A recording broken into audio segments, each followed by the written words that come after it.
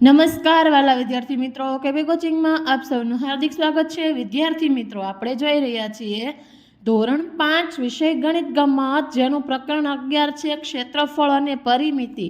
આજે આપણે જોઈશું મહાવરો 1 પરિમિતિ અને ક્ષેત્રફળ। તો એનો પ્રશ્ન એક છે, પરિમિતિ અને ક્ષેત્રફળ શોધીને કોષ્ટક પૂર્ણ કરવાનું છે। જો મિત્રો, આમાં આપણને લંબાઈ અને પહોળાઈ આપેલું છે, પણ પરિમિતિ શોધવાની છે। પહેલામાં લંબાઈ આપણને કેટલી આપેલી છે? 8 સેમી, પહોળાઈ 6 સેમી, ક્ષેત્રફળ આપેલું છે, તો આપણે પરિમિતિ શોધવાની છે। તો જોઈએ દાખલા નંબર 1 મેં અગાઉથી જ ગણી રાખેલો છે। પરિમિતિનું સૂત્ર મૂકીશું, લંબાઈ વત્તા પહોળાઈ વત્તા લંબાઈ વત્તા પહોળાઈ। 8 વત્તા 6 વત્તા 8 વત્તા 6, 8 ને 8 16, 6 ને 6 12, સરવાળો કરતા પરિમિતિ આપણને મળે છે 28 સેમી। તો આપણે કોષ્ટકમાં લખીશું। ત્યારબાદ દાખલા નંબર 2 આપેલો છે। જો પરિમિતિ આપણને 32 સેમી આપી છે, પહોળાઈ 7 સેમી આપી છે। આમાં આપણે લંબાઈ પહેલાં તો શોધવાની છે। તો પરિમિતિનું સૂત્ર મૂકતા 32 બરાબર લંબાઈ શોધવાની છે, તો લંબાઈનું લ લખવાનો છે। પહોળાઈ આપણને 7 આપેલી છે, તેથી 7 લખીશું।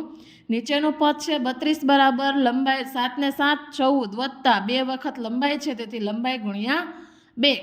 હવે પ્લસમાં છે તો સાઈડમાં જતાં માઇનસ થશે, તેથી 32 માઇનસ 14 બરાબર 2 ગુણ્યા લંબાઈ। 32માંથી 14 જાય તો 18 વધશે, અને 2 ગુણ્યા લંબાઈ આપણે જેમ હતું તે જ રીતે પદ મૂકી દઈશું। લંબાઈ 12 વહી જશે, 18ના છેદમાં 2 છેદ ઉડાડતા જવાબ આવે છે 9।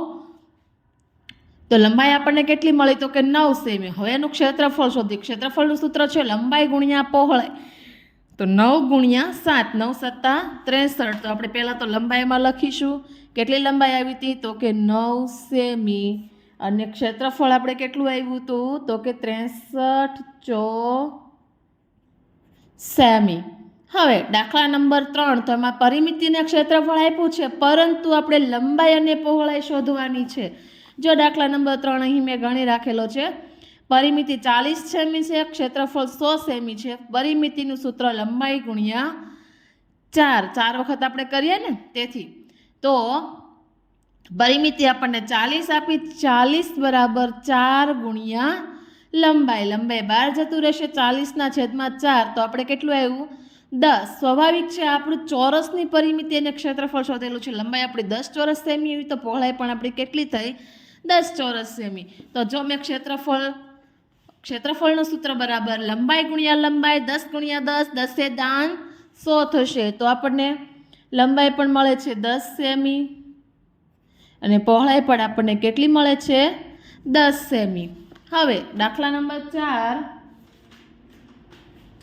એમાં આપણને લંબાઈ આપી છે, પરંતુ પહોળાઈ શોધવાની છે। જો લંબાઈ 5 સેમી, પહોળાઈ શોધવાની છે। પરિમિતિ કુલ 22 સેમી। પરિમિતિનું સૂત્ર લપ લંબાઈ વત્તા પહોળાઈ વત્તા લંબાઈ વત્તા પહોળાઈ। પરિમિતિ 22 બરાબર 5 વત્તા પહોળાઈ વત્તા 5 વત્તા પહોળાઈ। 5 ને 5 10 થશે, પહોળાઈ 2 વખત, તેથી પહોળાઈ ગુણ્યા 2। ઓલા દાખલાની જેમ જ આપણે પહેલાં જે ગણેલો તે જ રીતે આમાં પ્લસ છે, તો 12 જતાં માઇનસ થઈ જશે। 22 માઇનસ 10 બરાબર 2 ગુણ્યા પહોળાઈ। 22માંથી 10 જશે તો 12 વધશે, 12 બરાબર 2 ગુણ્યા પહોળાઈ। પહોળાઈ 12 જતું રહેશે, 12ના છેદમાં 2, 6 દુ 12, 2 ઉડી જશે, જવાબ આપણને મળે છે 6 સેમી। હવે તેનું આપણે ક્ષેત્રફળ જોઈએ। તો જો લંબાઈ ગુણ્યા પહોળાઈ 5 ગુણ્યા 6, તો ક્ષેત્રફળ આપણને કેટલું મળ્યું? 30 ચોરસ સેમી। તો આપણે બોક્સમાં લખીશું, પહોળાઈ આપણને કેટલી મળી હતી? તો કે 6 સેમી, અને ક્ષેત્રફળ તો કે 30 સેમી। ત્યારબાદ દાખલા નંબર 5, તો જો લંબાઈ આપણે આમાં શોધવાની છે, પહોળાઈ 9 સેમી છે, પરિમિતિ 40 સેમી છે। તો આગળના દાખલાની જેમ જ આપણે આ દાખલો ગણેલો છે, તમે જોઈ શકો છો।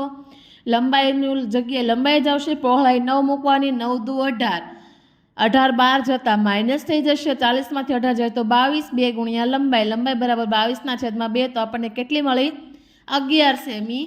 હવે તેનું ક્ષેત્રફળ લંબાઈ ગુણ્યા પહોળાઈ, તો 11 ગુણ્યા 9, 11 9 99, તો આપણે લંબાઈમાં લખીશું 11 સેમી।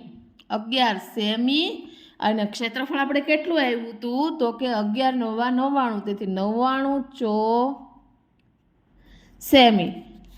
દાખલા નંબર 6, જો લંબાઈ આપણને 12 સેમી આપી દીધી છે, પહોળાઈ શોધવાની, પરિમિતિ પણ શોધવાની, ક્ષેત્રફળ 108 સેમી.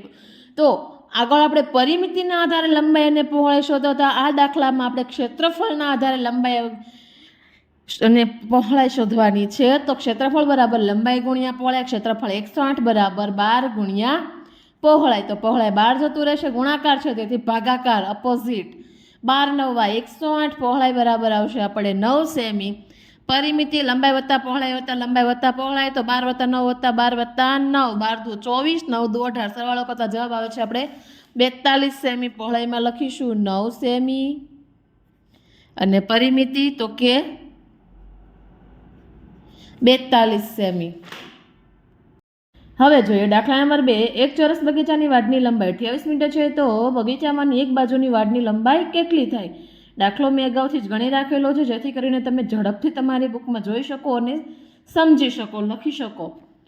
તો કુલ બગીચાની વાડની લંબાઈ આપણને કેટલી? તો કે 28 મીટર આપેલી છે. કુલ લંબાઈ ભાગ્યા બગીચાની ચોરસ બગીચો છે તેથી 4 બાજુ હશે. તો 28/4, 7 ચોક 28, 4 4 ઉડી જશે, 7 મીટર.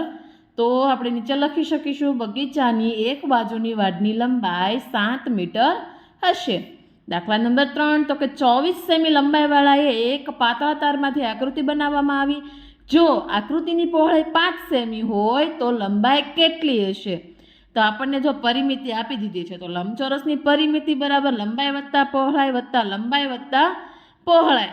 24 બરાબર લંબાઈ વત્તા 5 વત્તા લંબાઈ વત્તા 5, 24 બરાબર 2 ગુણ્યા લંબાઈ અને 5 ને 5 થશે 10. તો 10 12 જતા માઇનસ થઈ જશે, 24માંથી 10 જાય તો 14 વત્તા બરાબર 2 ગુણ્યા લંબાઈ, ગુણાકારમાં છે તો ભાગાકાર કરતા આપણને કેટલો જવાબ મળે છે? 7 દુ 14, 2 ઉડી ગયા, જવાબ આવશે 7. તો તેની લંબાઈ કેટલી થશે? તો કે 7 સેમી હશે.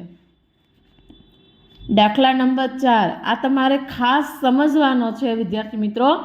જયેશભાઈને તેમની ઓફિસમાં ટાઇલ્સ લગાવી છે. જો ટાઇલ્સની કિનારીનું માપ 20 સેમી છે, તેમની ઓફિસની લંબાઈ 160 સેમી અને પહોળાઈ કેટલી છે? તો કે 180 સેમી. તો તેમને કેટલી ટાઇલ્સની જરૂર પડશે? તો પહેલાં તો આપણે ઓફિસનું ક્ષેત્રફળ શોધવું પડે ને, કેટલી જગ્યામાં છે તે.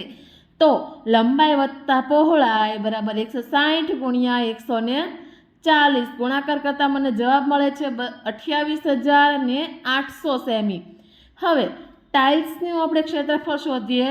લંબાઈ ગુણ્યા લંબાઈ 20 ગુણ્યા 20, 2 દુ 4, 2 0, 400 સેમી થશે. હવે ટાઇલ્સ આપણે કેટલી? 400 સેમી થશે આખી. 20 ટાઇલ્સ ગણતા, એક કિનારીનું માપ ગણતા. તો ઓફિસની ટાઇલ્સ આપણે જો શોધીએ તો 28,800/4, 0 0 ઉડી ગયા, 288/4 કરતાં જવાબ આવશે 72 સેમી. તો જયેશભાઈને 72 ટાઇલ્સની જરૂર પડશે. હવે જોઈએ દાખલા નંબર 5, પારુલબેનને તેમના રસોડામાં ટાઇલ્સ લગાવી છે. ટાઇલ્સની કિનારીનું માપ 10 સેમી છે, તેમના ઓરડાની લંબાઈ 180 સેમી અને પહોળાઈ 140 સેમી છે. તો કેટલી ટાઇલ્સની જરૂર પડશે? આગળના દાખલાની જેમ જ આ દાખલો આપણે ગણવાનો થાય. તો રસોડાનું ક્ષેત્રફળ બરાબર લંબાઈ વત્તા પહોળાઈ, 180 ગુણ્યા 140, ગુણાકાર કરતાં જવાબ આવશે 25,200 સેમી. તો ટાઇલ્સનું ક્ષેત્રફળ જોઈએ, 10 ગુણ્યા 10 બરાબર 100 સેમી, 10/100. તેથી રસોડાની ટાઇલ્સ બરાબર 25,200/100, 0 0 ઉડી ગયા, જવાબ આપણો આવ્યો 252 સેમી. તો પારુલબેનને 252 ટાઇલ્સની જરૂર પડશે. દાખલા નંબર 6, એક ચોરસ સાપ સીડીની પરિમિતિ 120 સેમી છે, તો તેનું ક્ષેત્રફળ શોધો. પહેલાં તો પરિમિતિનું આપણે એક બાજુની લંબાઈ અને પહોળાઈ તો આપણે શોધવી પડશે ને. ચોરસ તો આપણે કહી દીધું છે, તો આપણે ગણીએ. કુલ લંબાઈ બરાબર કુલ લંબાઈના છેદમાં 4 બાજુ. ચોરસની કેટલી બાજુ? 4. તો કુલ લંબાઈ 120/4, 30 ચોક 120, 4 4 ઉડી ગયા, જવાબ આપણને કેટલી મળી? 30 લંબાઈ મળી. તો પહોળાઈ પણ એની કેટલી હશે? 30 જ હોય. હવે તેનું ક્ષેત્રફળ શોધીએ. લંબાઈ ગુણ્યા લંબાઈ, લંબાઈ આપણને કેટલી આવી? 30 સેમી ગુણ્યા 30 સેમી, 3 તેરી 9, 900 સેમી. થેન્ક યુ વિદ્યાર્થી મિત્રો.